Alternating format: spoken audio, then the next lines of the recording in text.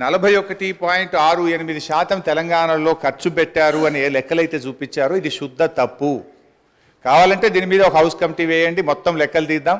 నిజంగా ఎంత ఖర్చు అయిందో కావాలంటే మేము చూపించడానికి, రుజువు చేయడానికి సిద్ధంగా ఉన్నాం. అంటే మీరేంటంటే అది 41.68% ఉమ్మడి ఆంధ్రప్రదేశ్లో ఖర్చు అయింది, అది ఏదో మెరుగ్గా ఉందని చెప్పి చూపించేటువంటి ఒక ప్రయత్నం చేసినారు, which is totally false and wrong అధ్యక్ష. అంటే బేసికల్లీ ఇంకోటి కూడా జరిగింది అధ్యక్ష. నాకు తెలిసిన సమాచారం మేరకు ఈ రిపోర్ట్ ఇదంతా కూడా ఇది ఎవరు తయారు చేసిండ్రు?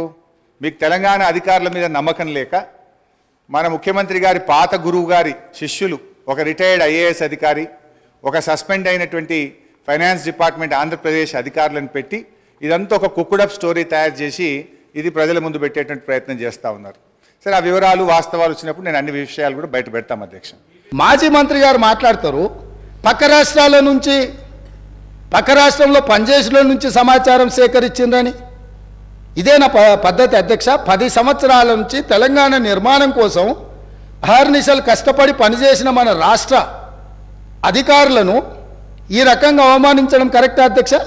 ప్రతి శాఖ యొక్క నివేదిక ఆ శాఖ యొక్క ప్రిన్సిపల్ సెక్రటరీ ప్రాపర్ ఫార్మేట్లో ఫిలప్ చేసి సంతకాలు పెట్టి ఆర్థిక శాఖకు పంపించిన తర్వాత ఆర్థిక శాఖ కార్యదర్శి గారు, వారితో పనిచేసిన కార్యదర్శి గారు, అతనే మారలేదు అధ్యక్ష, వారు సంతకం పెట్టి ప్రభుత్వానికి ఇచ్చిన నివేదికనే ఈ నివేదిక.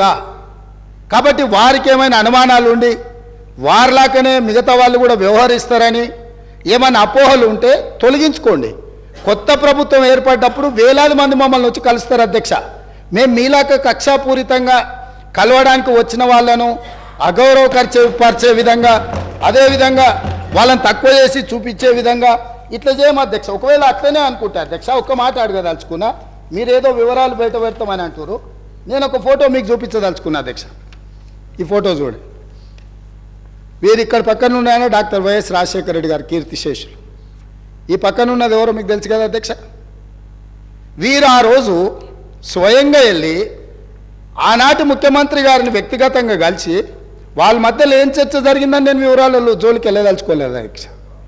ఈరోజు నన్ను ఎవరైనా ముఖ్యమంత్రిగా ఈ రాష్ట్రానికి బాధ్యత తీసుకున్న తర్వాత ఎన్నో రకాల సంస్థలు, వ్యవస్థలు, వ్యక్తులు వాళ్ళు మమ్మల్ని వచ్చి కలుస్తారు.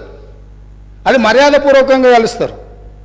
మేము కూడా ప్రధానమంత్రి గారిని కలవాలని, ఈ దేశ ప్రధానమంత్రిని కలవడం ముఖ్యమంత్రిగా నా మంత్రివర్గ సహచరుల యొక్క బాధ్యత అని చెప్పి ఈ రాష్ట్రం నుంచి కేంద్రంలో మంత్రిగా వ్యవహరిస్తున్న కిషన్ రెడ్డి గారికి నేనే స్వయంగా ఫోన్ చేసిన. సిద్ధాంతపరంగా మేము భారతీయ జనతా పార్టీని విభేదిస్తాం.